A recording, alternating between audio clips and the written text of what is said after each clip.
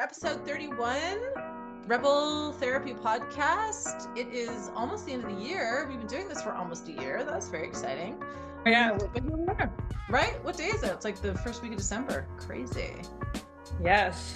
Speaking of discomfort, I know that that's what we're going to talk about. So we're going to try something a little bit different. So Michelle, you read an article that was interesting to you, I think, and you told me about it, and it's a jumping off point for what we want to discuss.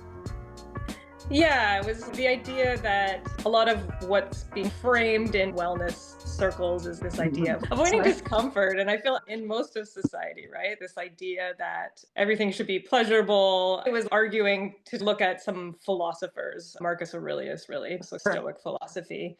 His argument is about controlling your expectation and your perception of things, because that's the only thing you can control, which we do agree with. But his is kind of a little more, well, like the... Wait, I don't agree with that, but you continue. Go ahead. You don't think you have control over your perspective? I don't think you have control of your expectations. I think it's bullshit. I talk to people about this all the time. They're like, you don't want to expect too much. I'm like, why though? And they'll say, well, because I don't want to be disappointed. I'm like, cool. Does that actually work? If it works for you, go for it. I've never had an experience where it wasn't just kind of a mind game. I can tell myself certain things, but it doesn't actually change fundamentally how I feel about it. As a strategy for suppression, I think sometimes there's usefulness around suppression. Sometimes you're in situations where it's not safe to fully feel your feelings. Then I go for it. But I think we should be clear that whatever our mind frames our feelings as being is a bit of a mind game, because feelings just exist independent of that. That's my take. Yeah, no, I wasn't speaking specifically about expectations, more just you have control over yourself. You don't have control over your environment or people. You know. That I agree with 100%. I do think that maybe we're talking about the same thing, but to me, and this is partially what we're talking about today, is that you do have control over your mindset, but only after, right? So to me, it's an order situation, right? You have whatever the feeling is, and however intense it is or whatever, the feeling you have no control over. But once you ride the wave of that feeling and bring your brain back online, you can go, okay, that was the experience I had. What is the story I want to tell myself about that? What I want to learn from that? What I want to take from that? Whatever. I do think you can frame your experience once you've had it. I think the danger happens when you try to, I don't know, use your mindset to change the experience that you're having in the moment. I don't think that works. The way they're talking about in the article, or his viewpoint, seems a little bit removed, like this idea of staying in your mind palace, and that's how you kind of keep yourself safe. He was kind of arguing it like that discomfort, like valuing discomfort as a way to like seek virtue, and that's obviously not what we're arguing. Okay, so that offends me on every level. But listen, I think it's such an interesting thing that you bring up. This whole mind palace thing, cool.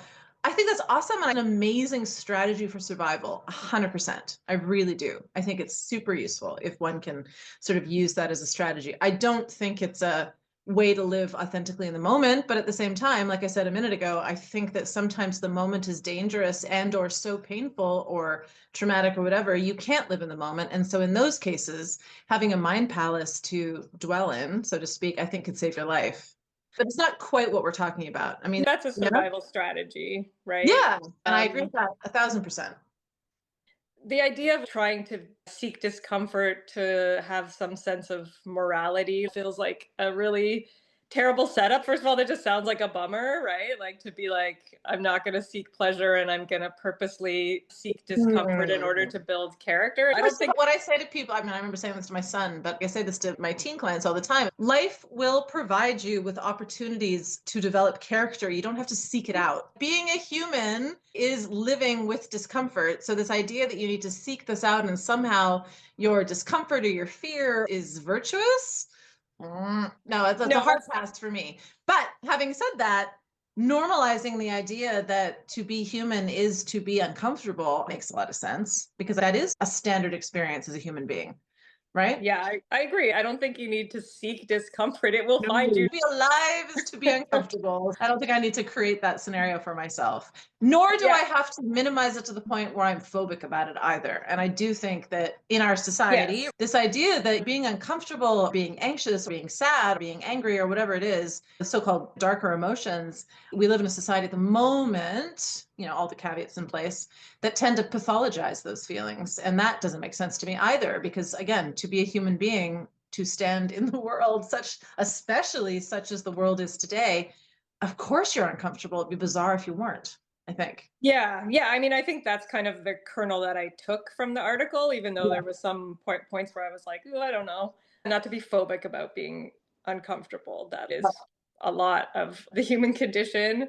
And even just existing, like going for something you want, a new experience, right?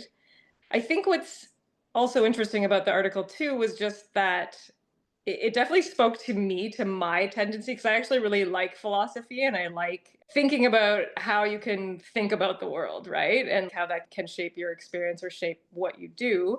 But it also really does feed into my tendency of when I am avoiding discomfort to go to that mind palace place of, well, I'm just going to remove myself, completely process on my own, and then try to come back. And it's like, maybe that is a survival strategy. So it's not something I'm going to get rid of or need to actively get rid of. But reminding myself that the point is contact with people, with my environment, being alive in the actual moment. Yeah, something occurred to me as you were talking. As you know, I was just for a week and a bit in Spain and France visiting some friends there. I speak a little bit of French and a little bit of Spanish, enough that I can sort of get by. And also, everybody speaks English, which is amazing. I'm always slightly ashamed to be a North American. But Yeah. that being said, I flew into Barcelona and then I had to rent a car and then I had to drive south to Alcacebre. And then at some point I drove from just a little bit south of Barcelona into the south of France, about a 6.5 hour journey through Spain into France. And it's not that big a deal, but you think about it, you get into a car, it's a different car, it's a different place. You got to stop and get gas. Yeah, I stopped and had a coffee and a sandwich and had to talk about people that way. And, the whole thing. And then on the way back, I had to leave my friend's place in the south of France and drive back to Barcelona, take back my rental car in the airport and stay at a hotel and just navigate all the things. And when I was taking my car back, I had to get gas, but at the gas station, I couldn't pay like you do in North America. I had to go into the place and stand in line where the gas place was also for breakfast. Everybody was having their coffee and sandwiches, and that took forever. I had to talk to the person, and then they were like, okay, it's on, go fill up your car, but then come back and pay, and I had to do that whole thing. So then my point is, it took like 25 minutes, which I did not anticipate. If it was North America, it would have taken 6 minutes, right? And my point is that everything I did was slightly outside or quite outside my comfort zone, and it was fine. Instead of removing myself from it, there was nothing I could do in advance to change my experience of that situation. I do remember getting into my car going, okay, this is potentially going to be uncomfortable. Here we go. Right. And there is something about putting yourself into that mindset where you're like, I'm expecting discomfort. I know it's not going to kill me, but I also know that I'm going to be a little elevated. I was a little bit tight, a little bit tense, a little bit ready. There were also moments that were amazing. I knew I was stepping into a situation that was a little bit outside of what was comfortable for me. And I think the fact that I was able to put myself into that, it didn't change the experience that I had. It didn't change the stress or anxiety when I went around the ring road like 8 times because I couldn't find my exit. And I couldn't get to the airport hotel, which I could see, but I couldn't figure out how to get there. Like that was still stressful. But I knew there was going to be a stressful situation, and somehow embracing it, I don't know if that makes any sense, right? But embracing it just made it more manageable somehow. Yeah, I think the framing is important because I think oftentimes, especially when I think about vacations, people have this idea it's just all going to be easy and fun. Sure. Hopefully, most of it is, right? But it's like, unless you're like a million billionaire and you have your own like private jet to travel anywhere or even rent a car, take public transit, whatever it is, the actual transition to get your physical body from here to the place you're traveling to usually is uncomfortable. So like the expectation of like everything will be great the entire time. It's like great Unrealistic. is a relative term. But yeah, what was pinging for me too was the idea of people thinking that friendship should be easy as well. There is a part of Or any friendship. relationships generally. Huh? Could we say relationships generally or specifically friendships? I guess I'm focusing on friendships. The idea that a lot of people really value having a person or a partner, and so they put a lot of work and energy that they focus on it maybe a little bit more as opposed to Or they're friendships. willing to put up with a lot? It's just different standards and different expectations. The idea of friendship being easy, sure, part of it can be easy, but inherently, I guess inherently any relationship are inconvenient, right? Of course, You have to I'm agree not to meet alone. at a time. There's a lot of agreement that needs to happen to even see each other. A distinction I would make is relationships that we have with pets are completely different, but even saying that, there are still agreements. I mean, they're not really, it's like there's no consent. It's not like my cat's consented to be in a relationship with me.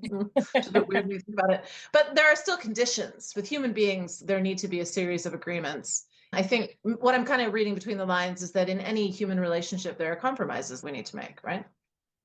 Yes, compromises, and just like navigating that boundary between where I end and where you begin Yes. is a dance. And if you think about any good dance, it's usually takes a tiny bit of effort, not just slouching around the floor.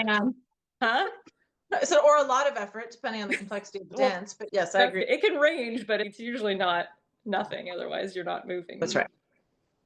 But yeah, like this thing that essentially, if it's not easy, then either it's not worth it or like it's not working. It's not right for me if it's not easy, right? I think examining that idea again is useful. I agree 1,000%. To me, it's kind of the line. If I think about relationships between compromise and sacrifice, right?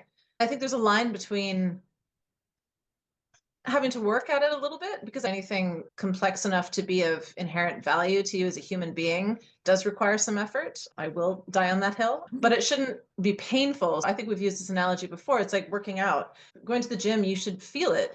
I think you should stretch. You should be able to feel like the limits of your muscles, whatever else. But if something starts to hurt, then you stop. It shouldn't be painful, right? So when you're talking about discomfort, it's that place in the stretch where you can feel it, but it feels a little weird, but it's not painful. When you get to the threshold of pain, then you stop. Otherwise, this is what it is to grow. I mean, that's what happens, I think, isn't it? Isn't that the theory with your muscles, is that you're kind of like stressing them out to the point where they have to break down and then rebuild or whatever? I don't know. You get Yeah, there is the science to it, and it's kind of funny. I was talking about that with my osteopath today. I was asking her because I've gotten recently into weightlifting and have hurt my back a couple times, but like awesome. Back the idea that you have to push your muscles till they tear apart for you to get gains. And she was saying, like, it really depends what your goal is. Like, I'm not convinced that that's necessary. Like, if I was going to go rock climbing on a mountain and that was my goal, maybe I would need to work out in a certain way to be able to do that by a certain period of time. But in terms of general health and maintenance, like she's always arguing that I need to like work out just under threshold, which is like so hard for me because I always want to push and, like you said, really feel that limit. It's like, where is that point where, yeah, my muscles turned on, right? And I'm working it, but I'm not really pushing it too hard. It's like just enough to form it. But we're still in agreement, right? Pushing outside your comfort zone is essential for growth, but not pain, right? Once you cross the threshold of pain, whether it's weightlifting or marathoning or relationships or whatever else, that's too far. Anything up to that line, and I think that's a personal threshold. I'm much more comfortable pushing it right to the edge to see how it goes, right? Every now and then I do tip over into pain. When I think about some of the relationships I've had in my life, I've definitely tipped over into pain. When I work with teenagers, part of it is understanding what their individual limits are. I do think it's important within a safe place, and ideally as a teenager you have enough support around you that you can push it and tip over into a little bit of pain, because then you know your limits are, then you know where the edges are, right? So that as you become an adult, you know where your limits are and you are comfortable playing within that space, right? So maybe arbitrarily, this is my absolute comfort zone. This is where I like have to put no effort in whatsoever. This is me in my lovely house with my cats, making food, having a nap. And then I expand a little bit beyond that. And now I'm moving into more sort of discomfort until I get to the point where my edges are, right? And then I know to pull back or I choose to step forward. You get my point. Within that space of discomfort, I think that's where growth and newness and opportunity and experience, I think that's where all of that lives. Yeah, but the difference between like inconvenient and excruciating, and quite a distinction. Hopefully they're on pretty wide spectrum. Never excruciating. That's way too far. Inconvenience is just bullshit. But yes, I do get your point. It's figuring out what's doable, right? Yeah, and I think what was coming to me about this topic in general was like, what are you willing to be uncomfortable for? What's important to you enough that you'll be like, okay, I'm going to push myself out of this comfort zone. I am going to try this, or I'm going to leave the house today even though I don't feel like it, you know? Right. Being open to a new experience because it's valuable. Right. Or I'm And going to fly across the world and hang out in a country that's not mine and a society that I don't really get and see how that goes. There's a huge spectrum, right, of newness and discomfort and pushing yourself outside that zone or whatever. And I love your take on it. Like, what is valuable to each person? And I do think it's sort of an individualistic kind of idea. Some things are worth it, some things are not for me. yes. Yeah. And I think that's kind of where I was just disagreeing with part of the article was like, I don't think seeking out discomfort as an end in itself works No. for me. Like, no, Nope. right? It's like, Absolutely not. no thanks. That's a Yeah. bummer. Like, but there are things that are valuable enough that I'm willing to be uncomfortable for. To me, or at least the way I do it, and I don't know whether it's a great way to do it or not, but you're always kind of going in between those different states, right? You're in your comfort zone at home with your Yeah. cats and you're cozy, but then you do something that's a little bit outside of your comfort zone. You're constantly seeking both, and they do support each other, right? There was just a funny quote, but I know more than one person has said this, but the idea of like, I leave my house so that I'll be grateful to come back to it. Like, That makes sense. No, I love that. I love that. That makes perfect sense to me. Absolutely. Anyway, I had a brilliant thought. It's gone now. It might come back. That's the jet lag. My apologies. no, It that's was so okay. good, but now it's gone. It's gone. But yeah, I just experienced that, right? I mean, the journey back was quite a journey, but then I got home and I'm like, oh, I'm happy to be here for now. For now. Yeah, it's not, that's what I mean. It's like not getting stuck on a fixed state of like, I need to be uncomfortable all the time. A lot of experiences have even both kind of like moment to moment, right? So, What I'm hearing you say is that there's a tension between the two, right? I can't just be comfortable all the time, but nor can I be uncomfortable all the time. There needs to be moving between the two states. To your point, I think that from a perspective, this is how I describe it to my clients. It's not about being happy all the time or being comfortable all the time. You could say that, but it is about flexibility moving between the states. And the more flexible you are, the more we are able to experience the full gamut of human emotions. And so depends on your objectives, right? I'm willing to go outside my comfort zone to learn something, experience something, or try something new because I think there's value in that. But I also think that's what it is to be a human being, right? To continually learn and try new things and evolve. Those are my objectives. It depends what your objectives are. It's kind of individualistic.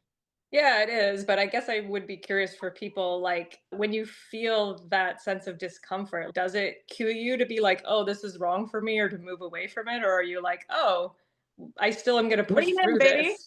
Like sometimes it feels like the price of admission to Yes, learn and I love it. grow is to be a little bit uncomfortable. Talking before, I mean, the price of admission to be a human being, in my Yeah. opinion, is to be uncomfortable or to experience discomfort. It is Yes. impossible, I think, to live a deep or meaningful or impactful existence without also experiencing discomfort. I just don't think it's possible to do that. So I do think we sort of set ourselves up for failure if, back to your wellness comment, not your wellness comment, but just general comments about wellness, that the whole idea is to avoid discomfort. What the hell are we doing? Like, okay, you just sit in front of your, well, this, I'm super judgmental now, but if you're just going to sit in front of your TV and never leave the spot, I don't know. I don't even know what that looks like. I don't even know what that means. And I also can't believe that a life without discomfort wouldn't also be profoundly boring. So to your point, I'm not seeking discomfort for discomfort's sake, but to me, if I'm going to live an exciting, interesting, dynamic, rich life, I have to also be willing to tolerate some discomfort. Yeah, and I do think that framing is important because I think like I don't know if I read this in the article, but like a little bit of this kind of anti young people sentiment or something like you kids only just want pleasure and you Nah, don't understand the value of work and the old timey thing of I walked uphill both ways and that gave super me so much patronizing. pleasure. Yeah, and I don't think it was meant that way, but I No, guess I whatever. just want to put that caveat on this as well. It's not what we're That's saying. not what we're saying at all. Seeking No. pleasure is fine, go for it, right? But it's Oh my like God.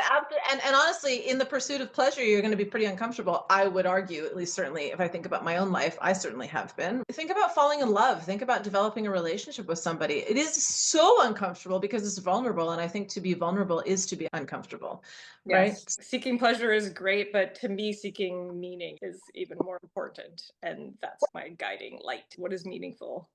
I love that. And I would argue that seeking meaning, if that is your objective, will be pleasurable and uncomfortable depending on the circumstance. For me, seeking meaning, but also being alive in whatever totality that means, that's all the emotions. It's not just the easy ones. Yeah, I agree. Well, I've been up for a few hours. I might have to go back to bed. Thank you for still doing this. I love this. Maybe we'll do this format again in the future where we bring up a topic that piques our interest and look at it through a Gestalt lens. Thank you. Yeah, it's a good And if anybody has thoughts about what they're willing to step into discomfort for, I'd love to know what people are thinking. I'd love to hear that as well. What feels meaningful? What feels worth it to be Worth it. Exactly. And like and subscribe. Yes, thank you. All right. Bye.